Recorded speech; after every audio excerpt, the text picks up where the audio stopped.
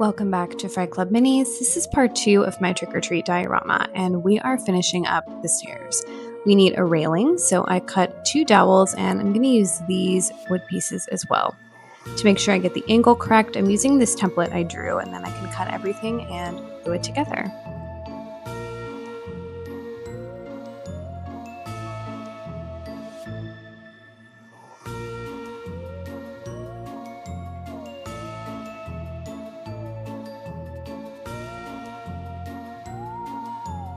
I marked the center of the dowel, so I had a guide as to where to put the middle pieces. And they still turned out a bit wonky, but it's all good.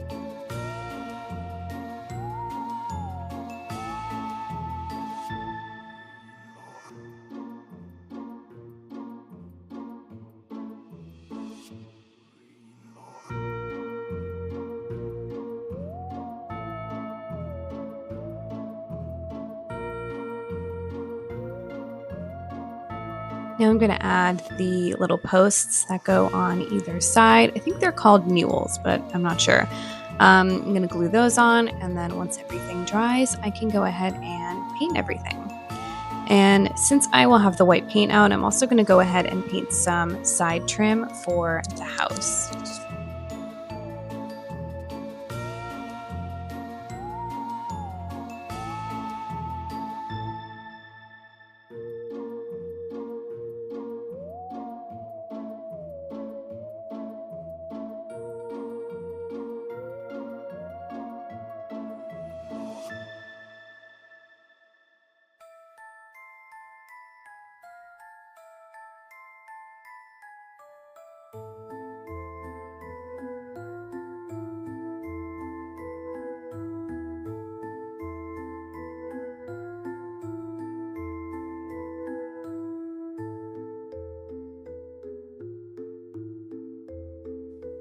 I glued on the trim and the railings, and that's what it looks like so far. Not perfect, but not too bad.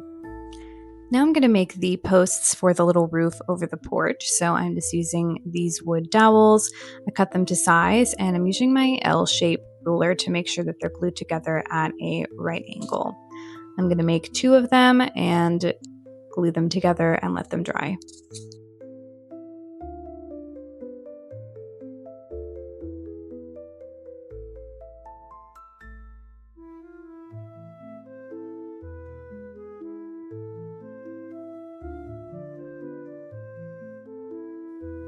To make the porch roof, I'm going to use a scrap piece of cardboard.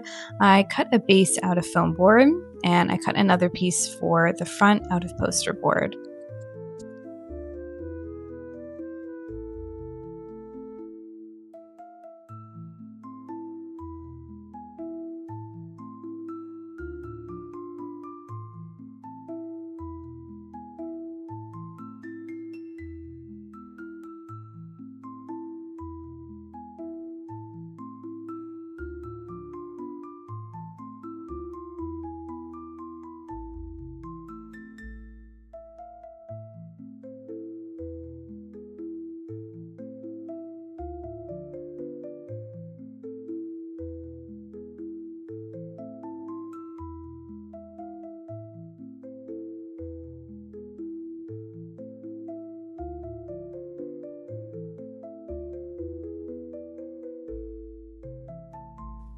I painted the front of it to match the rest of the exterior, and then I'm just going to add some trim using some coffee stirrers.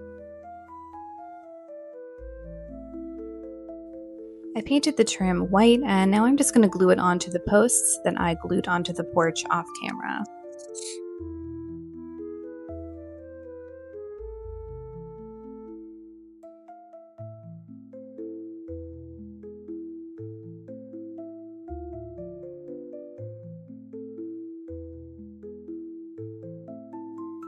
To make the rest of the roof, I'm going to use some more scrap cardboard. And getting it to fit around the little porch roof was a bit tricky. I didn't really measure the angles properly, so I had some gaps that I had to fill, but everything was going to be covered with shingles anyway, so it didn't really matter too much.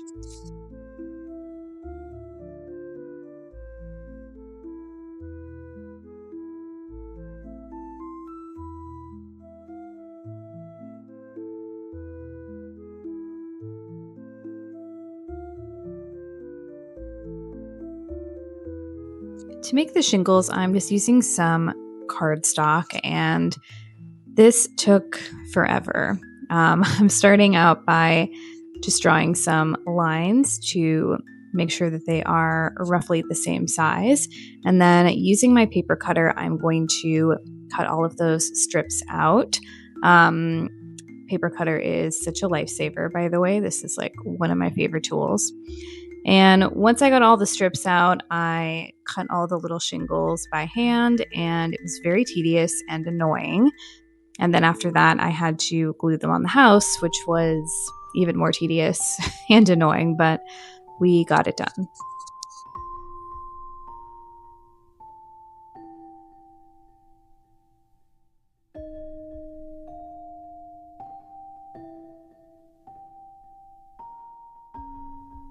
I did draw some lines on the roof, as you can kind of see here. This really helps to just give you a guide before you put on your shingles to make sure that they're all kind of lined up and even.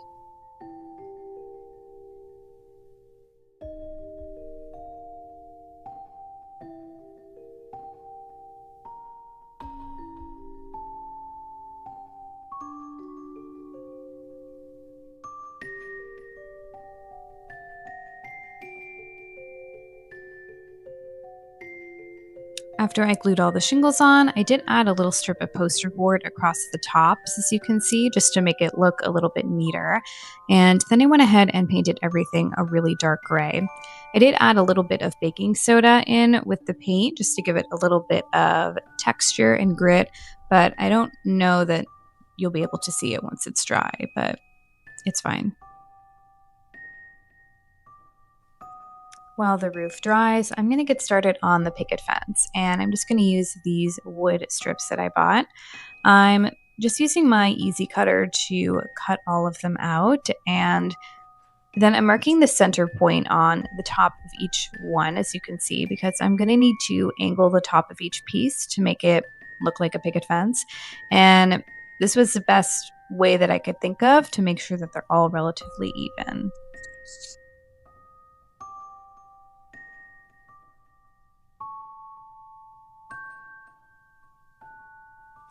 It took me a year and a half to cut all of these out, but I got caught up on Housewives while I did it, so it wasn't too terrible. I'm using some graph paper as a guide. I drew a line in red, and I'm just lining all of these up on that line, and then using the squares on the graph paper to make sure that these are evenly spaced apart. So I did like one square in between each one. And as you'll see, I kind of messed up a little bit.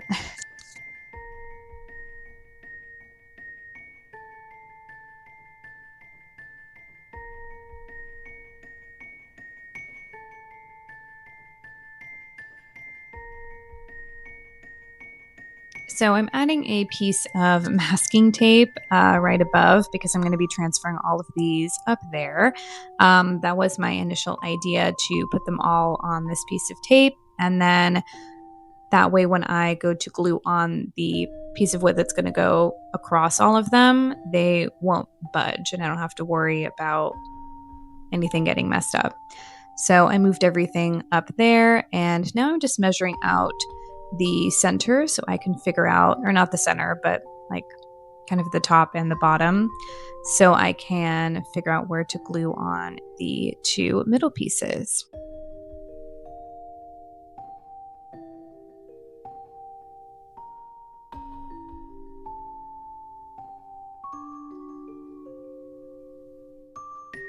So I made 4 of these pieces in total, 2 longer ones and 2 shorter ones. And to connect the kind of longer piece and shorter piece for each side, I cut a dowel and added just a little piece of wood on top to make it look more finished. And I'm just going to glue him to both pieces of fence.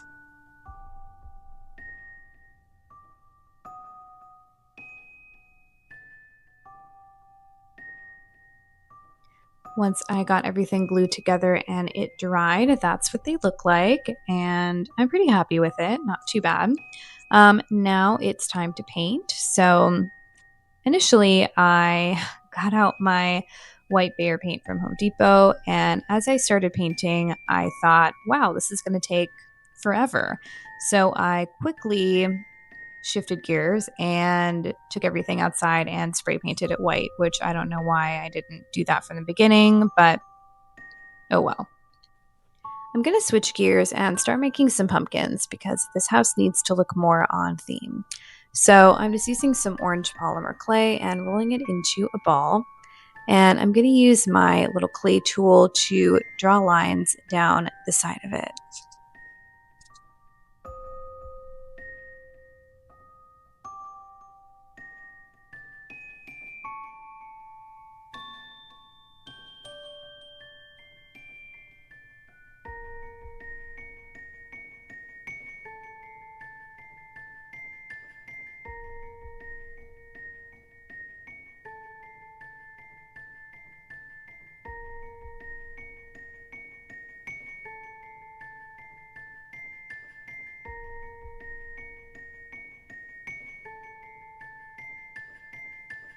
I'm creating an indent in the top of the pumpkin. That's where the stem is going to go. And then going back to the other clay tool I was using before and just creating a few more lines just coming down from the top just to give it a little bit more texture and make it look a little bit more realistic.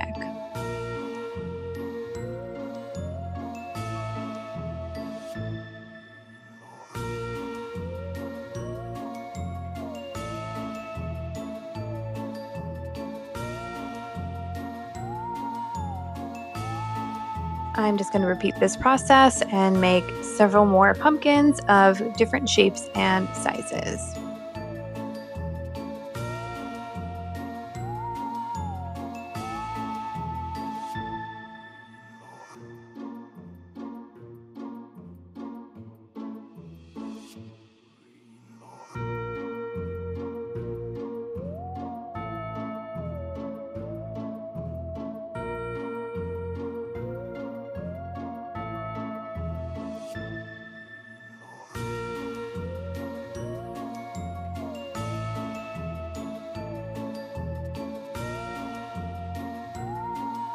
I'm rolling out some brown polymer clay and I'm going to cut this into little pieces to make the stems for each pumpkin.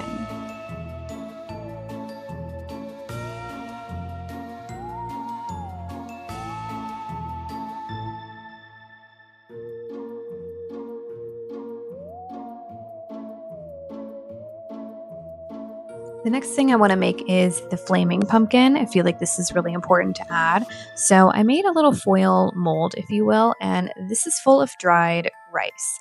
I rolled out 2 pieces of polymer clay, orange and a yellow, and I'm going to wrap these around the foil to create the pumpkin.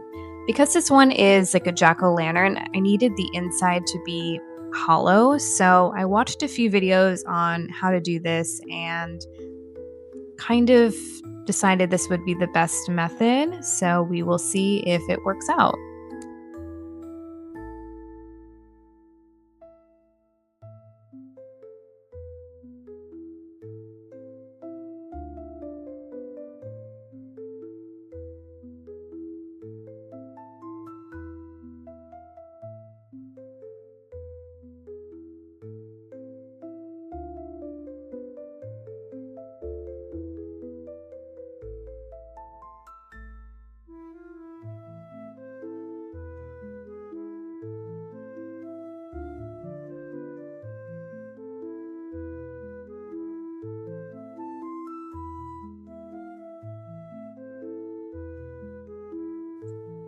Once I got it generally looking okay, I took my little like needle tool and just kind of evened out the top edge.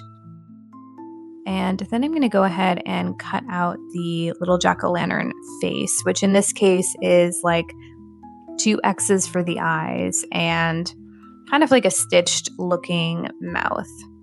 But before I do that, I need to add the lines down the sides of the pumpkin. So just going back in with that kind of like ball stylus tool.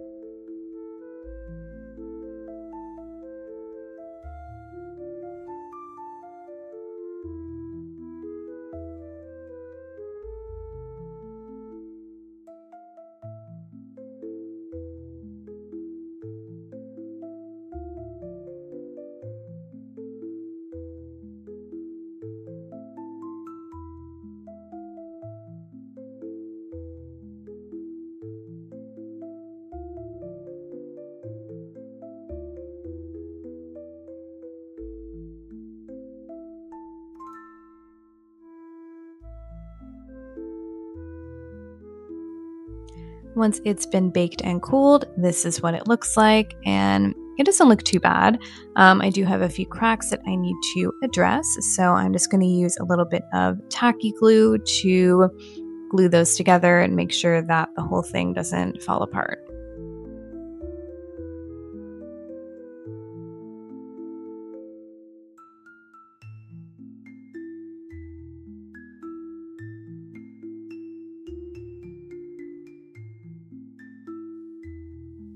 Now I need to remove the foil piece from the inside and dump out all of the rice in there. So we have our jack-o'-lantern. And this was a little bit tougher to get off than I anticipated. So I'm just carefully using my little pliers to cut the foil so I can kind of get it out a little bit easier because I don't want this whole thing to break.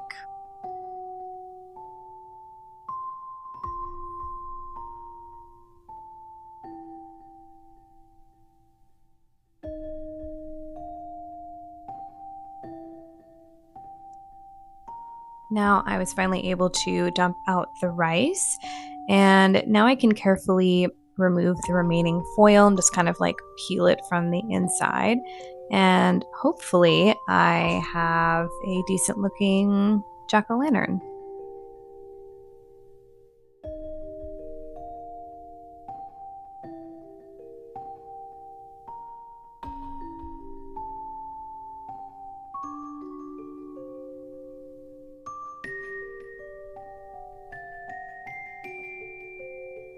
I was finally able to remove the rest of the foil, and I only cracked off another tiny piece, so overall it was pretty successful. And there he is.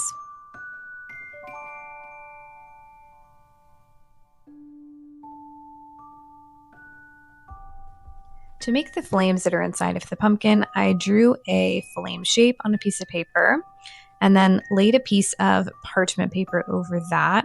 And I'm just using my hot glue gun to like trace the flame shape. And my idea is to make a few of these and then layer them on top of each other and then glue them all inside of the pumpkin. So we'll see if that works. Once this is dry, I can really easily peel it off of the parchment paper. And then I'm left with a little flame that I can now paint.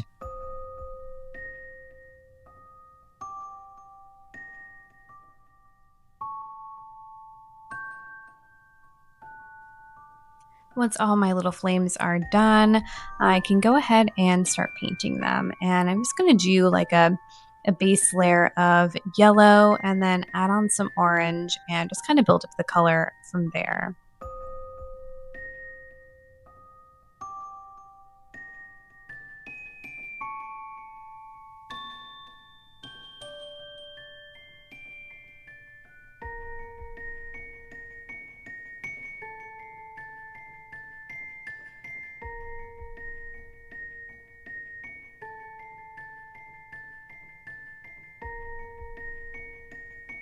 Once all my flames are painted and dry, I can go ahead and glue them inside the pumpkin. And I think I made a little bit more than actually needed, but it's all good.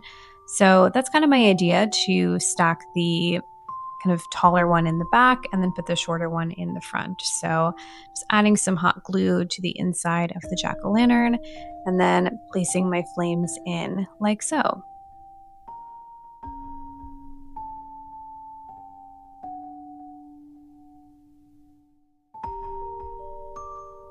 In the end, I think he turned out pretty cute. There's a few things I would change, but I'm not mad about it. And that's going to be it for this video. Make sure you stay tuned for part 3, which will be the final part of this diorama, because we're going to be making lots of spooky, fun stuff. Thanks for watching.